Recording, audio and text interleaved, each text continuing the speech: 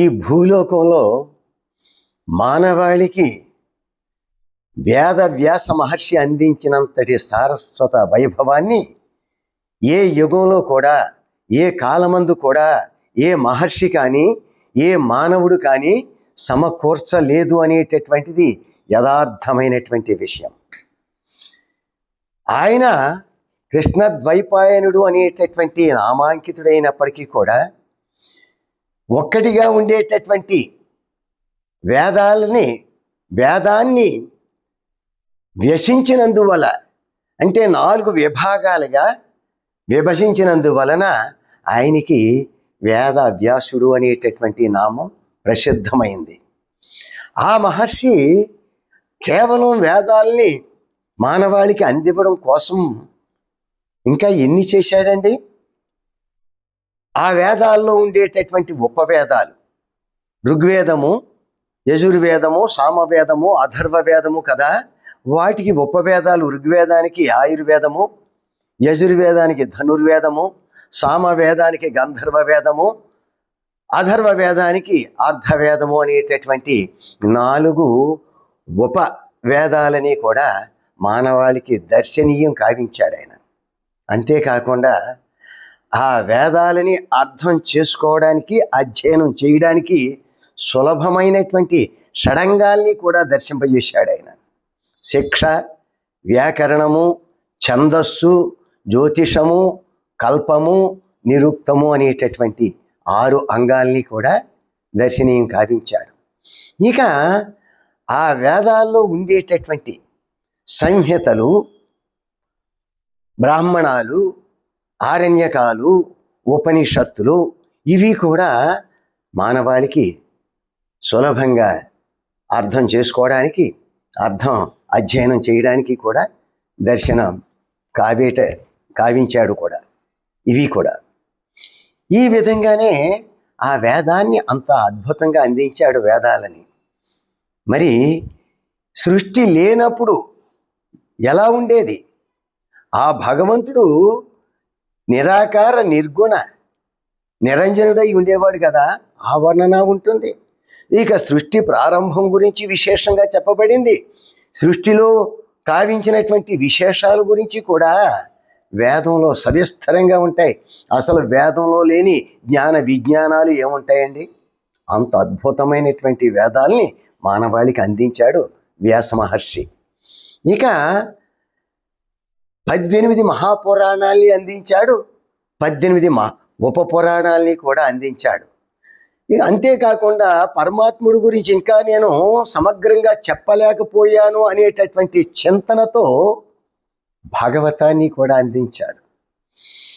ఇక భూలోకవాసులందరూ కూడా అనేక భాషల్లో తర్జుమా అయినప్పుడు వాళ్ళు చదువుతుంటే ఇంతకంటే ఈ మానవలోకంలో ఇంతకంటే గొప్పదైనటువంటి ఆలోచనలు రేకెత్తించడంలో కానీ, భావావేశాల్ని ఉద్దీపనం చేయడంలో కానీ, ఇంతటి మహద్గ్రంథం ధర్మాధర్మ విచక్షణ కావించడంలో కానీ, విశేషంగా ఈ భావజాలాలు ఉపాఖ్యానాలతో కూడి ఉన్నటువంటి మహాభారత కావ్యాన్ని కూడా అందించాడు కదా.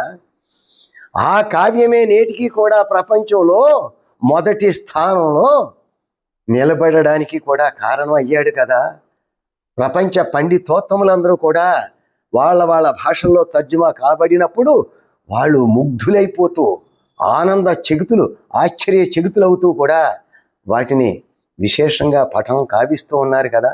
అంతటి గొప్ప గ్రంథమైన మహాభారతాన్ని కూడా ఆ మహర్షి అందించాడు.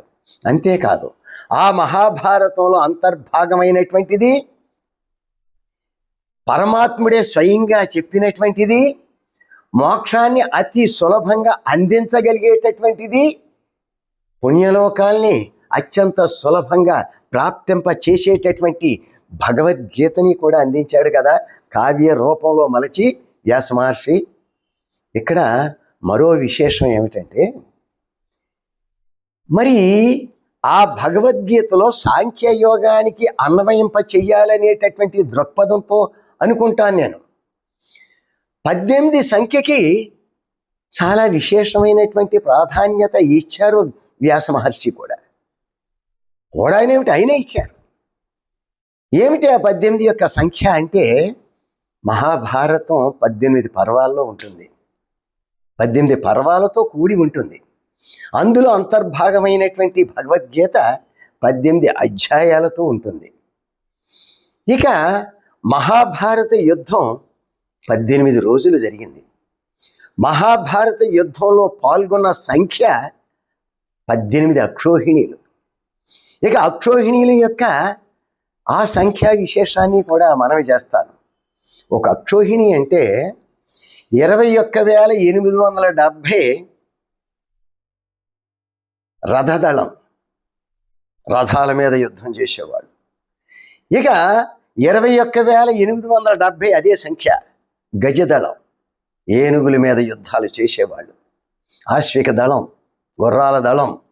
ఇక 65,610 మంది అయితే గుర్రాల దండు.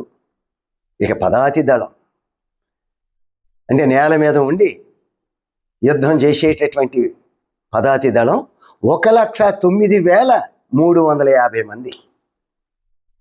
ఆశ్చర్యం ఏమిటంటే ఈ సంఖ్యలు దేనికదే కలుపుతున్నప్పటికీ కూడా 18 వస్తుందండి. ఇది ఒక అక్షోహిణి. ఈ 4 సంఖ్యలు కూడా ఒక అక్షోహిణి అంటే ఆ విధంగా 18 అక్షోహిణీలు పాల్గొన్నాయి. అంతేకాదండి, ఆ తర్వాత కూడా మహాభారత యుద్ధంలో చాలామంది చేరారు, ఆ పక్షాన ఈ పక్షాన కూడా, అది వేరే సంగతి. ఇక వేదాలు 4 కదా, వాటి ఉపవేదాలు 4 కదా, షడంగాలు 6 కదా. అంటే 4, 4, 8, షడంగాలు 6 అయితే 14. పురాణము, మీమాంస, ధర్మశాస్త్రము, న్యాయశాస్త్రము ఇవి 4, 14, 4 ఇవి కూడా 18. చాలా ఆశ్చర్యంగా ఉంటుంది. ఇది ఆ పరమాత్ముడు చెప్పినటువంటి భగవద్గీతలో సాంఖ్యయోగానికి అన్వయింపజేశాడు అని అనిపిస్తూ ఉంటుంది. యథార్థమని నేను కూడా అనుకుంటూ ఉంటాను. ఏమిటి అంటే పంచభూతాలు 5, మానవుడికి కర్మేంద్రియాలు 5, జ్ఞానేంద్రియాలు 5, అంటే 3 5 15. మానవుడి యొక్క మనస్సు, బుద్ధి, జీవాత్మ 18. ఇవి సాంఖ్యయోగానికి సంబంధించినటువంటివి. ఈ అంచేతనే ఈ 18 సంఖ్యకి అంతగా ప్రాధాన్యత ఇచ్చాడని కూడా అనిపిస్తూ ఉంటుంది. ఇక మరో విశేషం ఏమిటంటే ఈ 18 కలిపితే 9, అది అక్షయ సంఖ్య. ఇది అమ్మవారికి చెందుతుంది. జగన్మాత, ప్రకృతి స్వరూపిణి దుర్గాదేవి, 3 అమ్మల మూలపటమ్మ. ఆవిడ నవశక్తులతో ఉంటుంది, నవరాత్రులతో ఉంటుంది, నవదుర్గలుగాను వెలసి ఉంటుంది కదా. ఇక ఆవిడ యొక్క పూజలు జరిపేటప్పుడు నవాక్షరి మూలమంత్రం ప్రధానం కదా. ఐం, హ్రీం, క్లీం అనేటటువంటి 3 బీజాక్షరాలు చాముండాయై విచ్చే. ఈ విధంగా 3 బీజాక్షరాలతో కలిపితే నవాక్షరి మూలమంత్రం, సంప్రదాయబద్ధమైనటువంటి నవాక్షరి మూలమంత్రం. ఇక ఐం, హ్రీం, క్లీం, దుమ్ దుర్గాయై నమః. ఇది కూడా ఆ చాముండేశ్వరి, ఆ జగన్మాత యొక్క నవాక్షరి మహామంత్రం. ఆ విధంగా కూడా అన్వయింపజేశాడా మహర్షి అని కూడా మనకి అనిపిస్తూ ఉంటుంది. మరొక చాలా అద్భుతమైనటువంటి అంశం ఏమిటంటే మనకి మహాభారతంలో ఆశ్రమవాస పర్వంలో ధృతరాష్ట్ర మహారాజు, గాంధారీదేవి, కుంతీదేవి కూడా వానప్రస్థ జీవితాన్ని అవలంబించాలనేటటువంటి సత్సంకల్పంతో వనానికి వెళ్ళిపోతారు కదా. అక్కడ శతయూప రాజర్షి యొక్క ఆశ్రమం పక్కనే వీళ్ళు కూడా ఆశ్రమాన్ని ఏర్పరచుకుంటారు. ఇక అనేక సంవత్సరాలు ఆశ్రమ జీవితాన్ని, వాళ్ళు వానప్రస్థ జీవితాన్ని సజావుగా నిర్వర్తిస్తూ ఉంటారు. ఇక ధర్మరాజాదులు, పాండవులు, ఇక చాలామంది నగరవాసులు, ఇక అనేక మంది స్త్రీలు అందరూ కూడా దర్శించాలి ఆ ధృతరాష్ట్ర మహారాజుని, గాంధారీదేవిని, కుంతీదేవిని అనేటటువంటి ఆపేక్షతో ఉన్నందువల్ల ధర్మరాజు అందరినీ కూడా తీసుకుని వెళ్ళడానికి సిద్ధమయ్యాడు. కౌరవ స్త్రీలు, ద్రౌపదీదేవి, సుభద్రాదేవి, ఇంకా బంధువులు తాలూకు స్త్రీలు, పరివారము, ఆ నగరవాసులు, పల్లెవాసులు అందరూ కూడా ఈ పాండవుల్ని తో పాటు ఆ ఆశ్రమానికి వెళ్ళారు. వెళ్ళిన తర్వాత వాళ్ళకి సేవలు వనరిస్తూ వీళ్ళు గడుపుతూ ఉన్నారు పాండవులతో సహా. ఇక అలా గడుపుతుండగా ఒక రోజున వ్యాస మహర్షి అక్కడికి విచ్చేశారు. ఆయన విచ్చేసినప్పుడు అందరూ కూడా ప్రణామాలు అర్పించారు. లేచి నిలబడి సాష్టాంగ ప్రణామాలు అర్పించారు. అర్పించిన తర్వాత సుఖాసీనుడయ్యాడు ఆయన. అయిన తర్వాత అందరూ కూడా తమ గోళ్ళు విన్నవించుకుంటూ ఉన్నారు. ధృతరాష్ట్ర మహారాజు, గాంధారీదేవి, కుంతీదేవి వీళ్ళందరూ కూడా మా దుఃఖాలు ఇంకా సమసిపోవడం లేదు. మా పుత్రులు కానీ, మనుమలు కానీ, మొత్తం బంధువులు కానీ, స్నేహితులు కానీ, సోదరులు కానీ అందరూ కూడా ఏ గతులు పొందారు, వాళ్ళు ఏ లోకాలు పొందారు, అవి కూడా నువ్వు మమ్మల్ని దర్శింపజేస్తావా అనేటటువంటి ఉద్దేశంతో వాళ్ళ దుఃఖంతో వాళ్ళు కోరారు. అంటే ఆశ్చర్యకరంగా, సరే చూపిస్తాను, మీ దుఃఖాలను నేను నివారింపజేస్తాను అని ఆ వ్యాస మహర్షి వాళ్ళకందరికీ కూడా వాగ్దానం ఇచ్చి ఆ సాయంకాలమే గంగానది తీరానికి తీసుకుని వెళ్తాడు. వెళ్ళి మీరు నిశ్చింతగా నిద్రపోండి, ప్రాతకాలంలోనే మీరు కాలకృత్యాలన్నీ కూడా తీర్చుకుని సిద్ధంగా ఉండండి అన్నాడు. సరే, ప్రాతకాలం వేకువజామునే అందరూ లేచారు. ఎప్పుడెప్పుడా అని ఆతృతతో ఉన్నారు కదా. ఇక వేకువజామునే అన్నీ కూడా కాలకృత్యాలన్నీ అయిపోయాయి. సంధ్యావందనాది కార్యక్రమాలు ఇవన్నీ కూడా జరిపించుకుంటూ ఇప్పుడు ఆ వ్యాస మహర్షి కూడా గంగానదిలో దిగి కాస్త స్తుతించాడు. ఆ గంగానదిలో బుడబుడమంటూ శబ్దాలు విపరీతంగా వస్తూ ఉన్నాయి.